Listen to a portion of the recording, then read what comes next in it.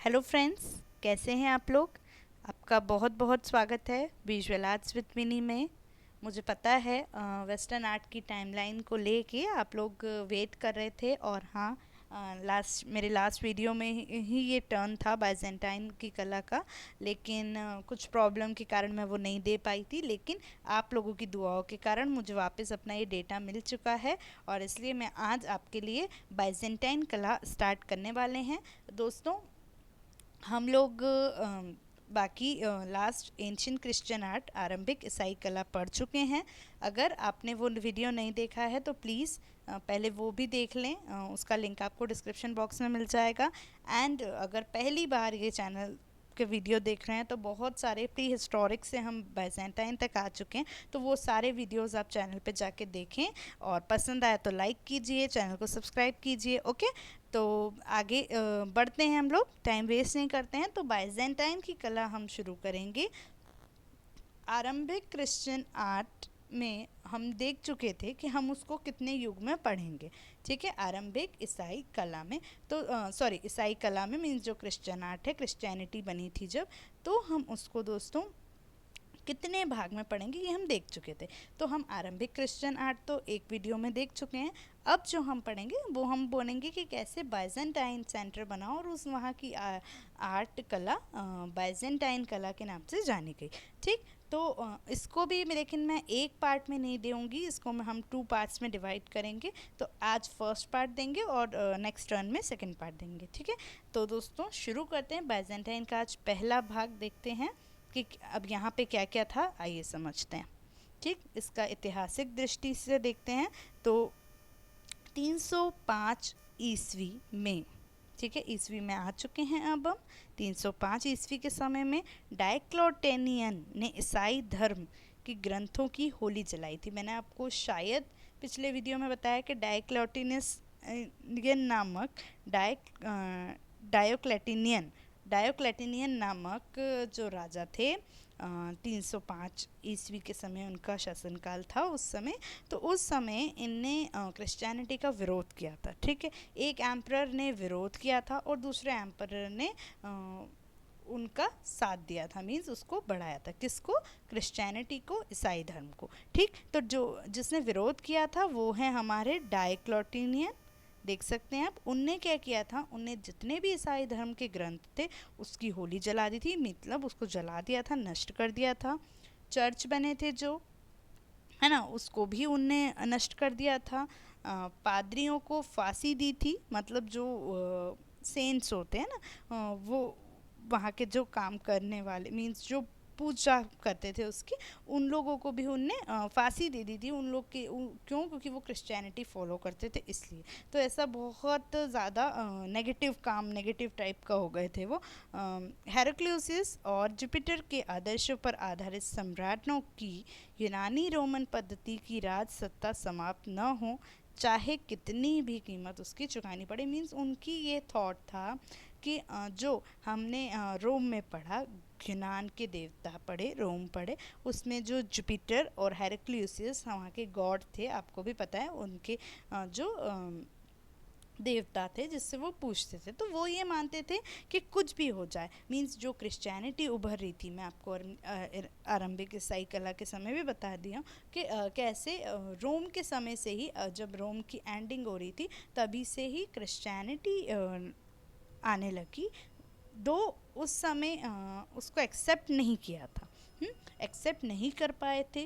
लेकिन उसके बाद एक ये वो निकला कि जो रोमन के लोग थे उनने धीरे धीरे क्रिश्चियनिटी को अपनाया। लेकिन जो डायोक्लेटिनियन जी थे, है ना, उनको नहीं पसंद था ये। उनको ये था कि हम अपने इन्हीं देवताओं के आदर्शों पर रहें, हम नई चीज़ नहीं अपनाएं, हम जीसस क्राइस्ट को नहीं माने, हम क्रिश्चियनिटी ईसाई को ना माने, ये उनके सोच थी। और इसलिए उनने क्या किया, वो सब चीज़ें नष्ट कर दी थी।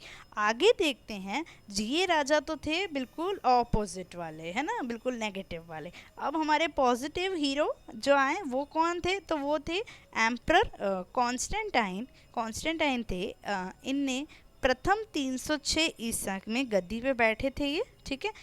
डायोक्लेटिनियन के बाद बैठे थे वो गद्दी पे, है ना।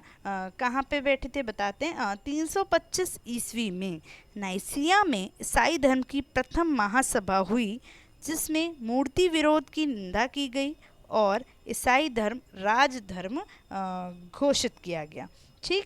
जब मतलब जो मूर्ति को विरोध कर रहे थे उसकी बात की गई, उस समय एक बड़ी असेंबली टाइप हुई और कॉन्स्टेंटाइन जो राजा थे, आप भूलिएगा मत, उन्हीं के ऑर्डर्स पे, उन्हीं के ही संरक्षण पे ईसाई धर्म, क्रिश्चियनी धर्म को मान्यता प्राप्त हुई कि नहीं, ये धर्म है और हम सब इसको मतलब फॉर ऑल, है ना, सबको पूजना चाहिए और ये सबके लिए एक राज के उससे हो गई। छुप छुप के करते थे आरंभिक ईसाई के समय में, बताया था आपको कि छुप छुप के बहुत लोग करते थे, तो उनको ऐसे पकड़ पकड़ के ये सब काम करता था डायोक्लेटिनस। लेकिन अब ये कोई गुनाह नहीं था। कॉन्स्टेंटाइन के समय वो उनने एक्सेप्ट कर लिया था कि ये धर्म है और इसकी पूजा करेंगे, इनकी रक्षा करेंगे, ये चीज़ कॉन्स्टेंटाइन ने कर लिया था। ठीक।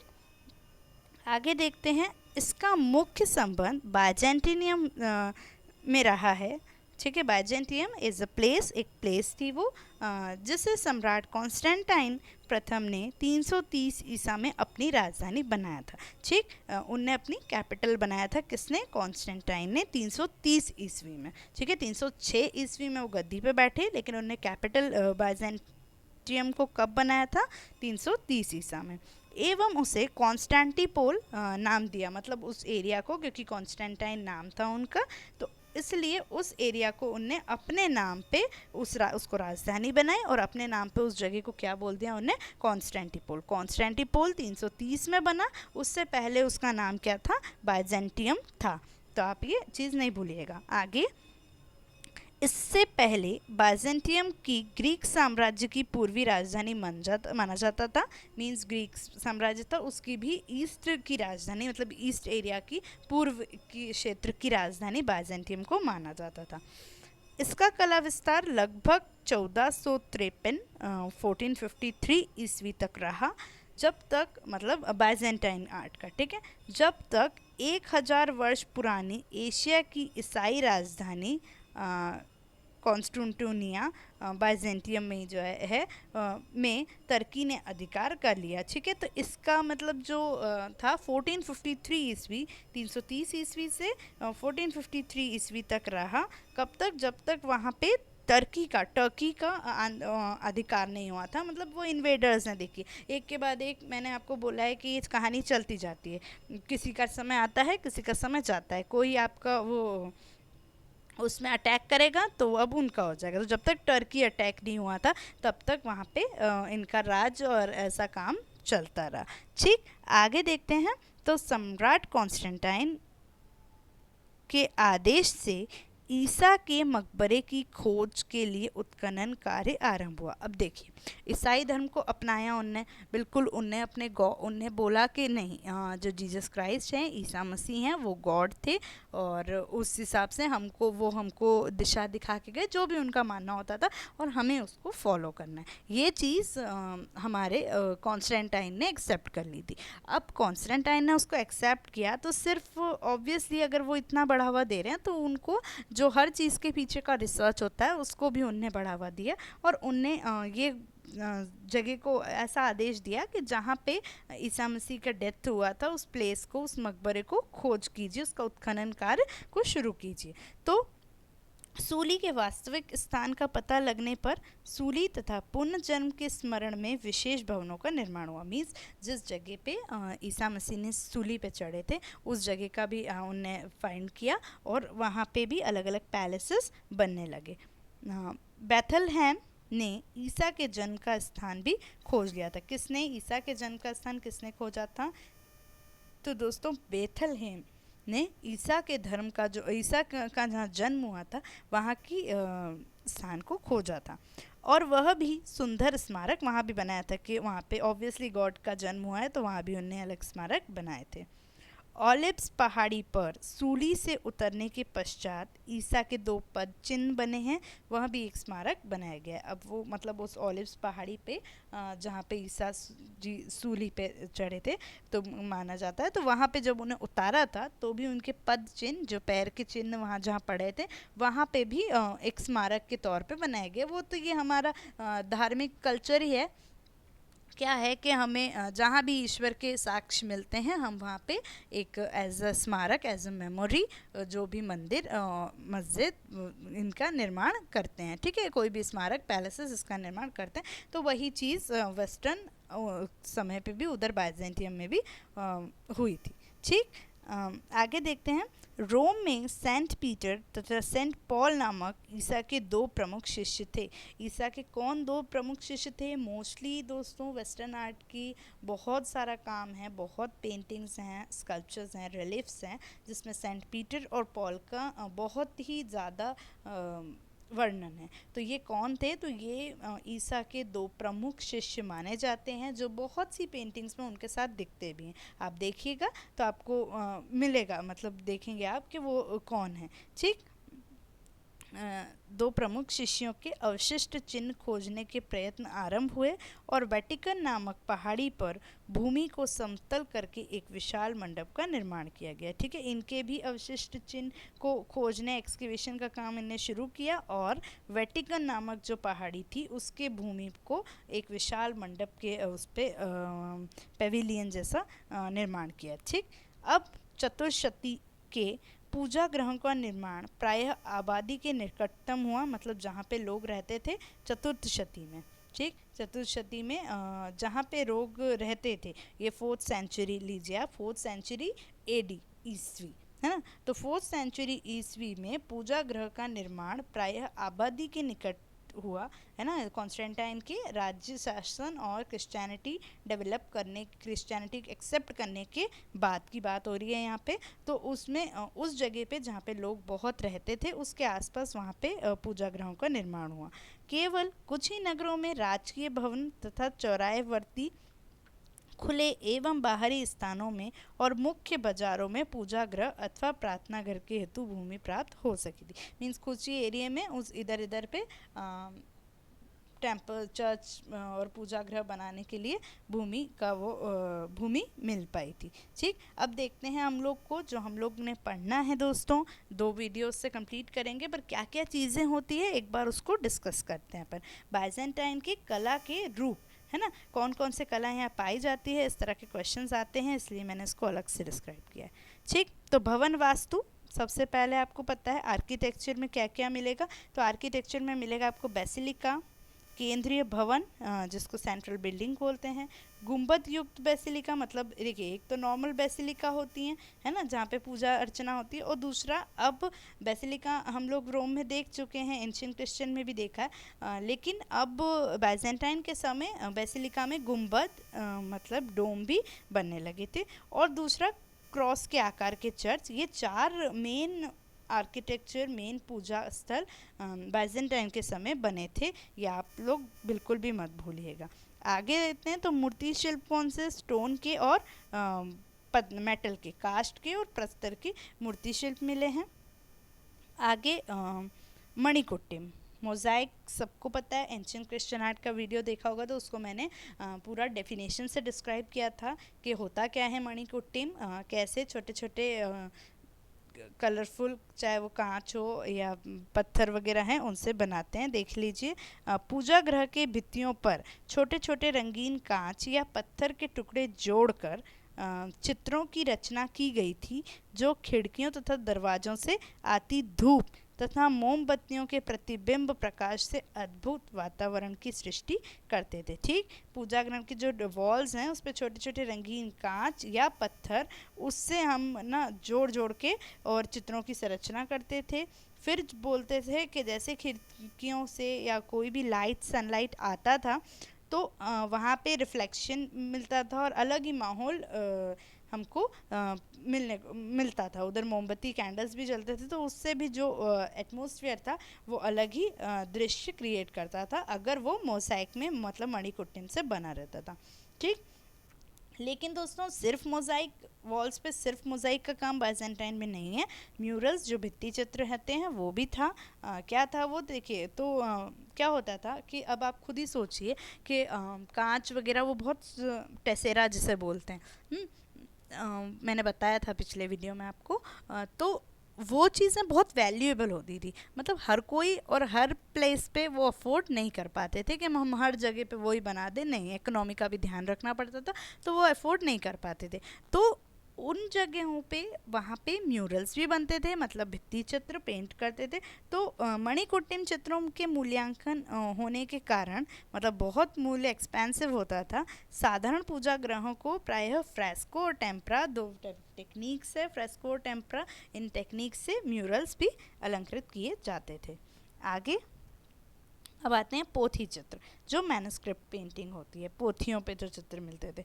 तो बुक इल्यूमिनेशन ईसाई धार्मिक पांडुलिपि में संतों अथवा ईसा से संबंधित चित्र अंकित किए गए हैं। कोई से भी जो बुक एल्यूमिनेशन है, ईसाई धार्मिक जो भी पांडुलिपियाँ मैन्युस्क्रिप्ट्स हैं, उसमें देखिए जो स्टोरी अब आज ईसा मसीह मनुष्य का जीवन जी के गए, है ना, ऐसा मानते हैं। तो उनके साथ बहुत घटनाएं, बहुत साखियाँ, मतलब बहुत सारी चीज़ें ऐसी हुई होंगी ना, जिसमें उनने लोगों को शिक्षा देना चाहिए, या लोगों को, दुनिया को वो चीज़ पता चलनी चाहिए ताकि वो भी अपने जीवन में ऐसे उभर।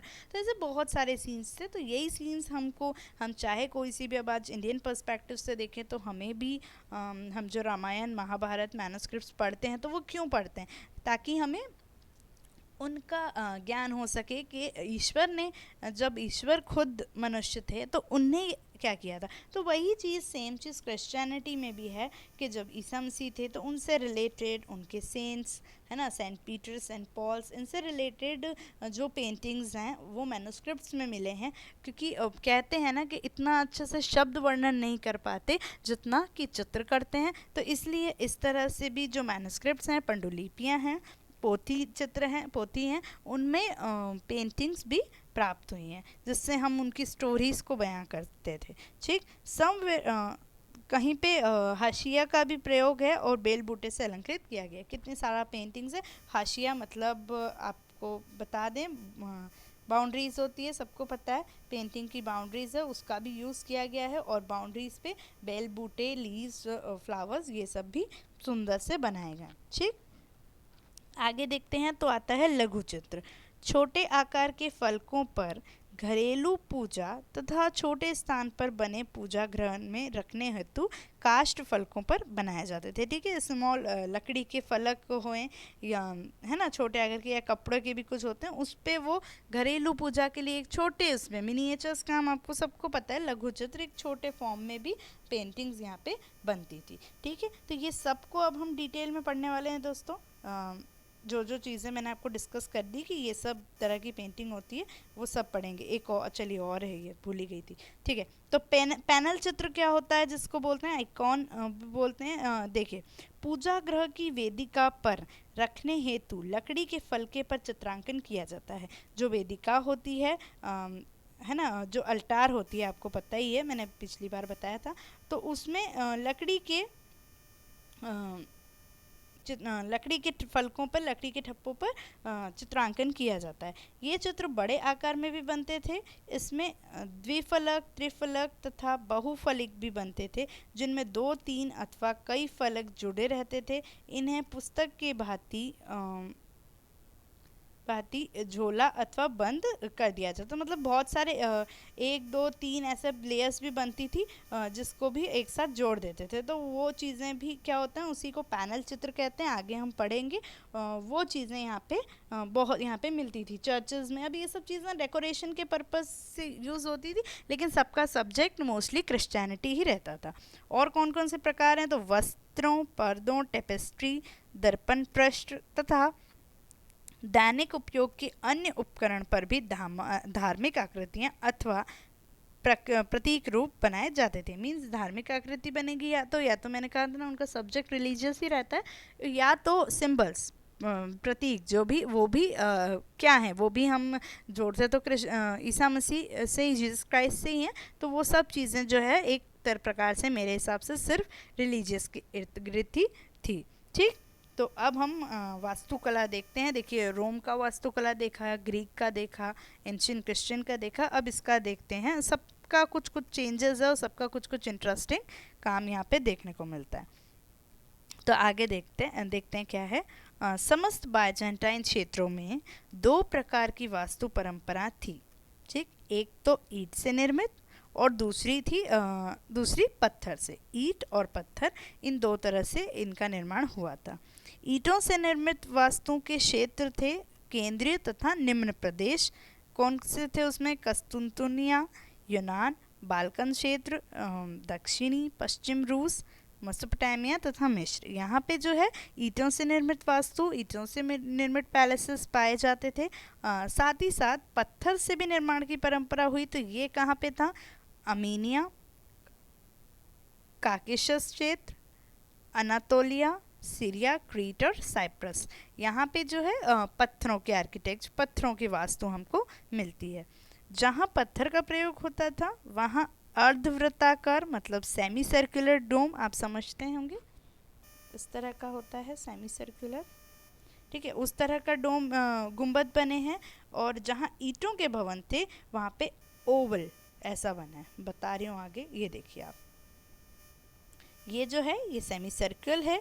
मतलब जहाँ पे आप समझेंगे पत्थर स्टोन से हैं तो वो सेमी सर्कल है, और जहाँ ईंटों से बना है वो इस तरह का, ये भी ओवल शेप होता है, वो बना गया है। ये काम बाइजेंटाइन में है। आप भूलिएगा मत, बाइजेंटाइन में एक मोज़ाइक मत भूलिएगा, मणिकुट्टिम मत भूलिएगा।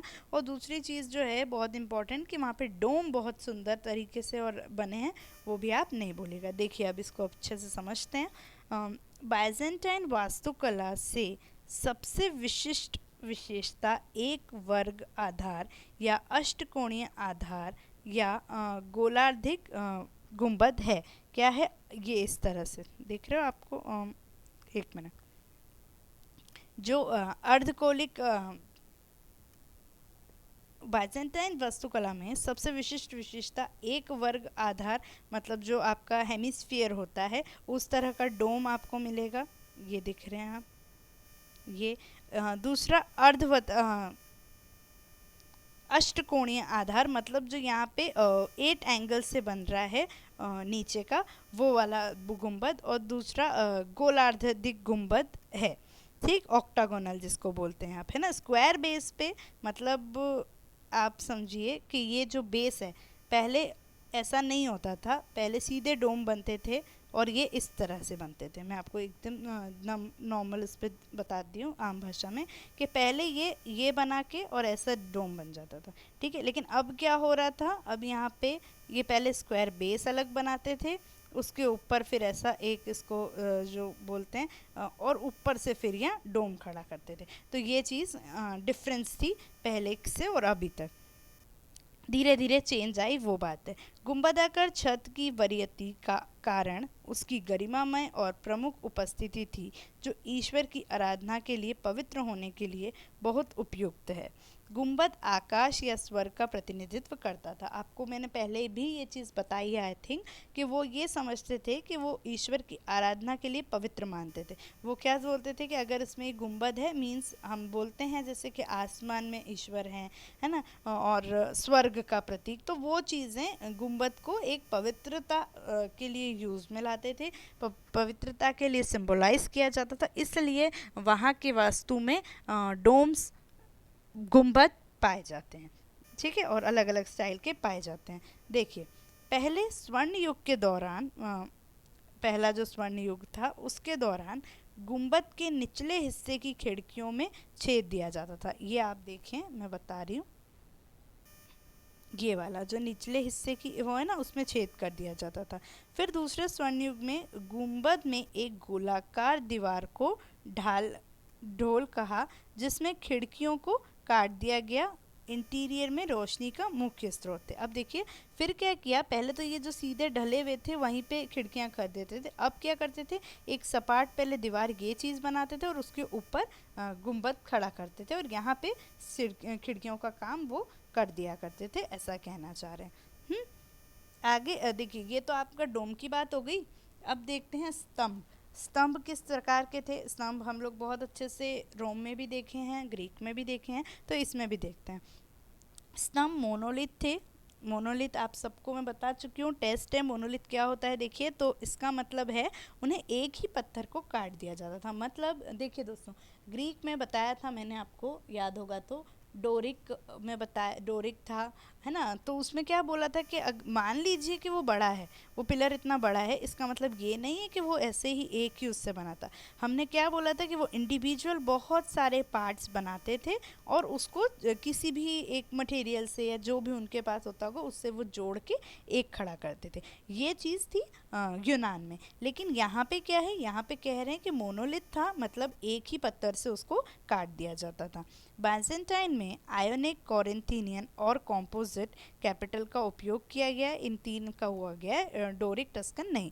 आयोनिक, कॉरिंथियन और कंपोजिट, इन सबको डिस्क्राइब कर चुके हैं, अभी करने की कोई ज़रूरत नहीं है। अगर आपने नहीं, आपका रह गया तो प्लीज़ ग्रीक, यूनान का, रोम का, दोनों का वीडियो देखें, तो उसमें आपको ये सब डिटेल से समझ आ जाएगा कि आयोनिक क्या होता है, कॉरिंथियन, कॉम्पोजिट, डोरिक एक्सेट्रा क्या होता है। ठीक, तो इन तीन कैपिटल का यूज़ हुआ था यहाँ पे, जिसमें से उन्होंने जल्द ही अपना ही खुद अब देखिए, पहले वो लोग वहाँ से लिए, ठीक है, लेकिन हर कोई अपना बनाता है। जैसे रोम ने अपना टस्कन बनाया था, डोरिक जैसा ही था पर कुछ कुछ चेंज किया था, है ना। हम कहेंगे तो वही कि भाई आया तो यूनान से ही है, लेकिन चेंज करते हैं लोग। क्यों? अब क्यों? क्योंकि उनको अपनी एक आइडेंटिटी देनी होती है, आप ये समझिए।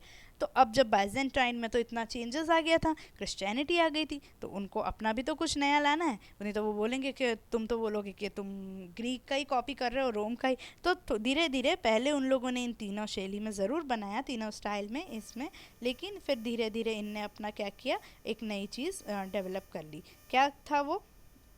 तो देखते हैं। जिसके किनारे नीचे की तरफ झुके होते हैं, ये जो कॉर्नर्स हैं ये नीचे की तरफ झुके हैं, ठीक, जिसके किनारे नीचे की तरफ झुके होते हैं और ऊपर से चौड़े होते हैं। वे अक्सर एक और ब्लॉक के साथ उन्हें अंदर की ओर झुकाते हैं। ये ब्लॉक दिख रहा है, ये भी ब्लॉक है, इसके साथ वो इसे अंदर की ओर झुकाते हैं। जिसमें समान ढलान वाले पक्ष होते हैं, मीन्स इक्वल, ढलान जितनी है इक्वल होगी, जिन्हें डॉसर या इम्पोस्ट ब्लॉक कहा जाता है। क्या कहा जाता है? डॉसट। ये गलत लिखा है तो मैं कंफ्यूज हो गई। डॉसट। देखिए, जो नई चीज़ आई थी आपकी, रोम में टस्कन आया था, कॉम्पोजिट आया था, उसी प्रकार हम यहाँ कहते हैं कि इसमें डॉसट स्टाइल, जो आप बोलोगे स्तंभ का डॉसट स्टाइल, भूलिएगा मत। डॉसट स्टाइल किस काल में, किस कला का समय में आया है? तो मेडिवियल पीरियड, बाइजेंटाइन आर्ट में डॉसट प्रकार की, जो डॉसट ऑर्डर ऑफ, डॉसट ऑर्डर आया है काय का? पिलर्स, स्तंभ का, ठीक, जिस पर मेहराब के निचले छोर या वसन को आराम दिया जाता था। जो भी आर्क है उसके नीचे उसको आप जोड़ देते थे, ठीक। अब हमने चार प्रकार की चीज़ें देखी थी, ठीक है, बेसिलिका, डोम बेसिलिका, क्रॉस चर्च और एक और क्या चीज़ थी? केंद्रीय भवन, जो सेंट्रल बिल्डिंग होती है। तो अब हम बेसिलिका देख लेते हैं कि बेसिलिका क्या होती है। आरंभिक बेसिलिका सरल कक्ष जैसा होता था, जिसकी छत खम्बे के ऊपर मेहराब बनाकर रोकी जाती थी। ये आप खम्बे देख रहे हैं दोस्तों, इसके ऊपर जो मेहराब आर्क बना के इसकी छत को, बेसिलिका को रोका जाता था। गुंबद को संभालने के लिए इसमें गोलाई के स्तंभ आकार में बनाया जाता था। गुंबद को संभालने के लिए इसमें गोलाई में स्तंभ खड़े किए दिए जाते, ठीक है, सर्कल में। भवन के चारों ओर ढलवा छत का नीचा बरामदा भी बना दिया जाता था, जो गुंबद का भार संभाले वाली छत की दीवारों के भार से सहारा देता था। ये जो छत, सॉरी ये क्या हो गया, हम गलत आ गए, सॉरी। आरंभिक बेसिलिका सरल कक्ष जैसा होता था, जिसकी छत खम्बे के ऊपर मेहराब बनाकर रोकी जाती थी। इसे दोनों और दो कक्ष और बना दिए जाते थे, जो स्तंभों द्वारा मुख्य कक्ष से पृथक कर दिए जाते थे। अब आप ये देखिए, ये दिख रहा है आपको जो बेसिलिका, ये पिलर्स का आर्क, ये जो छत है ये इस पे भार दे के बनाया जाता था, लेकिन यहाँ इस तरह की दो बैरामडा बना दिया जाता था, जो आपका जो मेन हिस्सा है इसको और इस चीज़ को डिवाइड कर देता था, ऐसा वो कहना चाह रहे हैं। ठीक। आगे, खंबे तथा अन्य सामग्री प्रायः रोमन भवनों की लूट से प्राप्त की जाती थी। खंबे में ना तो नीचे चौकी होती थी, मतलब बेस आपको पता है वो नहीं होता था, टस्कन टाइप का था वो, और न ही ऊपर तोड़े बिक्रीट, इनमें सीधे मेहराबों के चाप जुड़े रहते थे। पत्थरों के स्तंभों में, पत्थरों के जो भी स्तंभ थे उसमें कॉरिंथियन शैली का गहरा उत्कीर्णन नहीं है, केवल रिलीफ का कार्य ही है, ज़्यादा उत्कीर्णन नहीं है। मतलब कॉरिंथियन आपको मैंने बताया था बहुत सारा काम होता है, तो वो शैली है लेकिन इतना सारा उत्कीर्णन वहाँ पे नहीं है, लेकिन रिलीफ का काम वहाँ पे होता था। दोनों ओर के कक्षों को कहीं कहीं अधिवृत कक्षों के रूप में भी बने जाते हैं, कौन से, रिलीफ फॉर्म में। ठीक, तो ये थी आपकी बेसिलिका। अब हम देख लेते हैं सेंट्रल बिल्डिंग, केंद्रीय भवन क्या होते थे। आरंभ में यह रोमन विधि से गोल घर के आकार में बनाया जाता था। इस तरह का गोल घर आपको दिख रहा है, इस तरह के पहले स्टार्टिंग में बनाया जाता था, जो ऐसे गोल घर जैसा है। गुंबद को संभालने के लिए इसमें गोलाई में स्तंभ खड़े कर दिए जाते थे। ऊपर का डोम संभालना है तो स्तंभ को सर्कल में खड़े कर दिए जाते थे। भवन के चारों ओर ढलवा छत का नीचा बरामदा भी दिया जाता था, है ना। उसके भवन के चारों ओर, जैसे ये ऊपर है तो इसके नीचे एक बरामदा भी बना दिया जाता था, जो गुंबद का भार संभालने वाली छत की दीवार को भर से सहारा देता था। अगले चरण में चौकोर भवन बनकर उस पर गुंबद बनाने लगे। अगले चरण, पहले तो ऐसा कर दिया था, गोल आकार को डायरेक्ट कर दिया था, फिर चौकोर भवन बनाते थे और उस पर गुंबद चढ़ाते थे। ठीक है, आगे, जो गुंबद का भार संभाले वाली छत। अगले चरण में चौकोर भवन बना के गुंबद स्थापित किए जाते थे। इसके लिए चारों कोनों पर छापकर त्रिभुज बनाए जाते थे। एक अन्य विधि में चौकोर भवन पर पहली कोनों पर पैटर्न रखकर उसे अष्टभुज में बदल दिया जाता था। उस अष्टभुजी आधार पर गोल गुंबद सरलता से स्थापित हो जाता था। बाइजेंटाइन में अधिकांश क्षेत्रों इसी का उपयोग हुआ है। कैसे, देखिए, इसको आप देखेंगे तो ऊपर ये ऐसा अष्टभुजाकार डिज़ाइन होता है और इसके ऊपर आपका डोम को बड़े इजीली मानते थे कि खड़ा किया जाता था। तो ये इस तरह की सेंट्रल बिल्डिंग थी, यहाँ पे इस तरह का काम होता था। आगे देखते हैं गुंबद युक्त बेसिलिका। गुंबद युक्त बेसिलिका क्या होता है, तो बेसिलिका में पहले लादावदर छत का निर्माण किया जाता था। ठीक है, बाद में इसे गुंबद से जो वॉल्टेड छत होती है ना, हम लोग रोम में भी देख चुके हैं, वो होती है लदावदार छत, है ना। बाद में इसे गुंबद के रूप में बना दिया जाता है, जो ऊपर डोम के हिसाब से। बेसिलिका का भवन लंबाई में अधिक होने पर इधर उधर अर्ध गुंबद या स्तंभ का सहारा देकर बड़े गुंबद भी बनाए जाते थे। मीन्स अगर एक 4-5 इधर उधर भी सहारा देके छोटे गुंबद बन गए और ऊपर बड़ा गुंबद, इस तरह का काम भी यहाँ पे होता था। ठीक, अब क्रॉस शेप्ड चर्च क्या होता है, इसको भी देख लेते हैं। बेसिलिका में एक से अधिक गुंबद बनाए जाने के पश्चात, अब देखिए बेसिलिका में पहले एक से ज़्यादा गुंबद बना दिए थे, उसके पश्चात भवन को क्रॉस के प्रतीक के रूप में दिशाएं के विन्यास करने का अवसर मिला। मतलब यूँ कि उसको आप क्रॉस के सिंबल से बनाएं वो चीज़। केंद्रीय कक्ष की चारों दिशाओं में कमरों की पंक्तियां बनाकर, ठीक है, अब फिर क्या करते थे कि जो सेंटर वाले हिस्सा था उसके चारों दिशाओं में वो क्या करते थे, कमरों की पंक्तियां बना देते थे, जैसे हमने बेसिलिका में देखा है ना। और फिर उसको ऊपर उठा के एक एक गुंबद निकाल देते थे। ये दिख रहा है आपको, ये यहाँ पे चारों कोनों पे एक वो है, एरिया है, बैरंडास बोलते हैं जिसको, बैल्कनी इसका, और फिर उनको ऊपर उठा के वो एक गुंबद बना देते थे। तो ऐसे टोटल 5 डोम्स हो जाते थे, एक बड़ा वाला और 4 छोटे वाले। तो उसी को हम एक क्रॉस शेप में कहते हैं और इसलिए उसको क्रॉस शेप्ड चर्च कहा जाता है। ठीक, परवर्ती युग में खुले प्रवेश मंडप, घंटा टांगने या बजाने हेतु स्तंभ, है ना, खुले प्रवेश मंडप आपको पता है, बेल्फरी घंटा टांगने वाला, सुंदर आंतरिक सज्जा, संगमरमर की दीवारें, मणिकुट्टिम, भित्ति चित्र, उत्कीर्ण अलंकारों से पूर्व स्तंभ, शीर्षों कक्षों में दीवारों पर लगे काठ के चौखोटे में चित्रित पूज्य प्रतिमाएं तथा मूर्तियां आदि प्रचुरता से प्रयुक्त यहाँ पे हुई है। ठीक है, तो ये सब प्रचुरता से प्रयुक्त हुई है। अब आपको मैं बताती हूँ, आपने पूछा नहीं पर मेरे को तो बताना है कि मैंने अभी लास्ट में बोला था कि फर्स्ट गोल्डन एज में ऐसा हुआ, सेकंड गोल्डन एज में ऐसा। तो देखिए कि क्या होता है, एक बार देख लेते हैं। तो जो छठी शताब्दी थी, छठी शताब्दी ईसा में बाइजेंटाइन कला अपनी परिपक्वता पे पहुंची थी।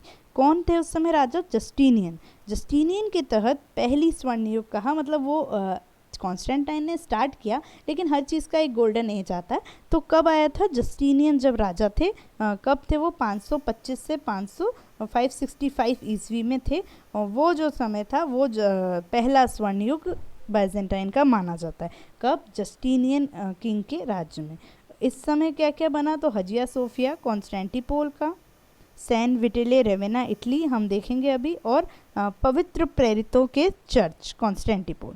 ठीक, फिर जो है दूसरा स्वर्ण युग कहेंगे तो वो कब आया? तो बेसिल एक के काम पे। कब? 867 से पहले तो 525 से 565 तक था, और फिर 867 मतलब 9वीं शती के आसपास के शुरू हुआ और 1204 तक चला। ये हमारा दूसरा स्वर्ण युग था। इसमें कौन सा? तो सेंट मार्क, वेनिस का सेंट मार्क आता है, और पवित्र उत्तरार्क चर्च कॉन्स्टेंटिपोल होता है। ठीक है, तो इम्पोर्टेंट कुछ वो देखते हैं, एक दो ही हैं, ज़्यादा नहीं इतना टेंशन लेना। पर ये Hagia Sophia the very important place कहाँ की? कॉन्स्टेंटिपोल की। बाइजेंटाइन में ये नहीं पढ़ा तो कुछ नहीं पढ़ा। तो क्या है, यह सभी बाइजेंटाइन चर्चों में से सबसे बड़ा, सबसे प्रसिद्ध है ना। यह 2 पूर्व लोगों की जगह लेता है जो नीचे जल गए थे, है ना। कैसे? दो लोगों ने पहले किया था, जिनमें से सबसे पहले एक लकड़ी की छत वाली बिसिलिका, जिसे कॉन्स्टेंटाइन ने खुद योजना बनाई थी। कॉन्स्टेंटाइन ने सबसे पहले जो बिसिलिका बनाई थी हजिया सोफिया के प्लेस पे, वो लकड़ी की छत की थी, तो वो डिस्ट्रक्ट हो चुकी थी। फिर क्या हुआ? तो वर्तमान जो हजिया सोफिया है उसकी शुरुआत 532 में, जब जस्टिनियन पहला बता चुकी हूँ मैं आपको गोल्डन एज था, उसमें जस्टिनियन ने बनाया था, है ना, ये वाला हजिया सोफिया। ठीक, इसमें क्या लगा था? तो इसमें 10,000 श्रमिकों को रोजगार दिया गया था। सबसे महंगी सामग्री और सबसे कीमती सामग्रियाँ लाई गई थी हजिया सोफिया में। इनके 2 मुख्य आर्किटेक्चर देखिए, ये सब याद रखिएगा। जस्टिनियन, कॉन्स्टेंटाइन ने कब किया? वुड वाला कॉन्स्टेंटाइन ने किया। ठीक है, 10,000 श्रमिक लगे, और एंथेमियोस और इसिडोरे, एंथेमियोस और इसिडोरे ये 2 प्रमुख वास्तुकार थे। कहाँ के? हजिया सोफिया के। मत भूलिएगा, हजिया सोफिया को ये 2 प्रमुख आर्किटेक्ट ने बनाया था। 6 साल में बिल्डिंग बन के तैयार हो गई थी, 10,000 लोग लगे थे। 27 तारीख को 537 में इसका अभिषेक प्रारंभ हुआ। फिर क्या हुआ? 1453 में जब टर्की आंदोलन हुआ, मैंने आपको बताया, पहले बता चुकी हूँ कि तब तक बाइजेंटाइन युग चला था। तो इस समय इन्हें क्या किया? कॉन्स्टेंटिपोल पे विजय जैसे प्राप्त की और उसे मस्जिद में बदल दिया। किसको? हजिया सोफिया को।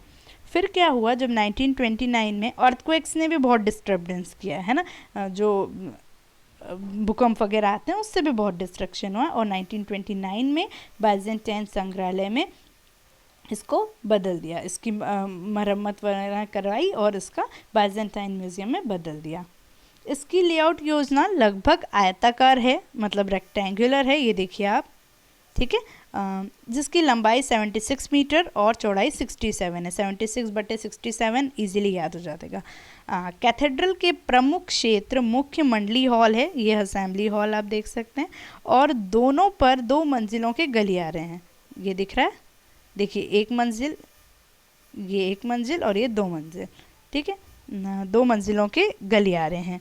पूर्व छोर पर वह एब्स है जिसमें एक वेदी थी। पश्चिम की ओर प्रवेश द्वार के 3 दरवाजे थे। ठीक है, पूर्व पश्चिम पे ये चीज़ थी। मुख्य मंडली हॉल के ऊपर एक सुंदर, विशाल और आकर्षक गुंबद है। यहाँ दिखेगा नहीं, इसका पेंचिंग और ये देखेंगे अपन। देखिए, ये यहाँ भी गुंबद ये भी है, और ऊपर भी डोम है, अंदर से इंटीरियर देखेंगे तो। मुख्य गुंबद के दोनों किनारों पर थोड़ा निचले स्तर पर एक ही व्यास वाले 2 गुंबद है। गुंबद की नींव के पास गोलाकार जगह पे 40 खिड़कियाँ हैं। टोटल इधर भी खिड़कियाँ 40 है। भवन के आंतरिक भाग में जालीदार संगमरमर और मणिकुट्टिम चित्रों से सजाया गया है। अंदर इस्तेमाल किया गया पत्थर का खंभा अखंड है। हगिया सोफिया प्रथम स्वर्ण युग की बाइजेंटाइन वास्तुकला का आकर्षक प्रमाण था। ठीक है, फिर हम देख चुके हैं सेंट विटेले। देखिए ये इस तरह का अष्टभुजा में आपको सेंट्रल बिल्डिंग बताई थी, जो ये रेवेना में है। ये भी कहाँ था, प्रथम युग का हम देख रहे हैं, प्रथम गोल्डन एज, जस्टिनियन का टाइम जो था। फिर ये चर्च ऑफ होली एपोस्टल्स, ये भी कॉन्स्टेंटिनोपल में है। देखिए ये भी हम फर्स्ट गोल्डन एज का है। अब ये सेंट मार्केज, ये द्वितीय स्वर्ण युग के समय का है। ठीक है, किसका, जस्टिनियन के टाइम का, वो था कॉन्स्टेंटाइन के। अब सॉरी बेसिल के टाइम का है ये, सेकंड गोल्डन एज जब था वो बेसिल फर्स्ट है ना, वो जस्टिनियन के। अब लोकेशन का है तो वेनिस का सेंट मार्क है ये। अब देखिए कितना सुंदर, यह द्वितीय स्वर्ण युग की वास्तुकला का शानदार उदाहरण है। 9वीं शताब्दी में प्रचारक सेंट मार्क के अवशेषों को अलेक्जेंड्रिया से वेनिस में लाया गया था और इस बेसिलिका में रख गया था। किसको, सेंट मार्क के अवशेषों को। 10वीं शताब्दी में एडिफिस का कुछ हिस्सा जल गया था। एडिफिस मतलब जो वहाँ का भवन है वो जल गया था। और 1042 ईसा में इस चर्च के पुनर्निर्माण को 108 मतलब फिर से उसका निर्माण किया और 1085 में इसका काम पूरा इनने कंप्लीट किया। इस कैथेड्रल में ये देखिए आपको दिख रहा है कितना सुंदर दूर से लेआउट योजना को एक क्रॉस की तरह आकार दिया गया है। मैं आपको जो क्रॉस चर्च बता रही थी वो ये था। इसे 5 गुंबद की छत है। गुंबद का वितरण है, केंद्र में एक गुंबद और 4 कोनों पर 4 बेसिलिका की अंदरूनी भाग की बाइजेंटाइन शैली से सजाया गया। जो वो शैली थी उसी से सजाया गया है। जो आसपास 4 उसमें आपका वो डिवाइड कर दिया इनने, वेरांडाज एंड ऑल, और फिर वेरांडाज, और फिर उनने उस पर 4 डोम्स खड़े कर दिए, सेंटर में एक बड़ा और आसपास 4 छोटे, ऐसे 5 डोम्स का इनने काम इसमें भी किया है। ठीक है दोस्तों, तो उम्मीद है आपको आज का ये अच्छा लगा होगा। वैसे बाइजेंटाइन में मोस्टली आर्किटेक्चर ही है, हमने कवर कर लिया है आज इसको। और फिर हम जो बाकी कला देखी थी हमने, जैसे कि मूर्तिकला, पांडुलिपि, म्यूरल्स, ये सब हम अपनी नेक्स्ट वीडियो में देखूंगी। जल्दी नेक्स्ट वीडियो लेके आएंगे। तब तक के लिए wish you very all the best. अच्छे से पढ़ाई कीजिए और आगे बढ़िए। ठीक है दोस्तों, थैंक यू सो मच। और वीडियो कैसा लगा कमेंट सेक्शन में बताना नहीं भूलिएगा, मुझे बार बार बोलना ना पड़े। एंड पसंद आया तो प्लीज़ वीडियो को लाइक कीजिए, शेयर कीजिए, चैनल को सब्सक्राइब भी ज़रूर कीजिए। थैंक यू दोस्तों।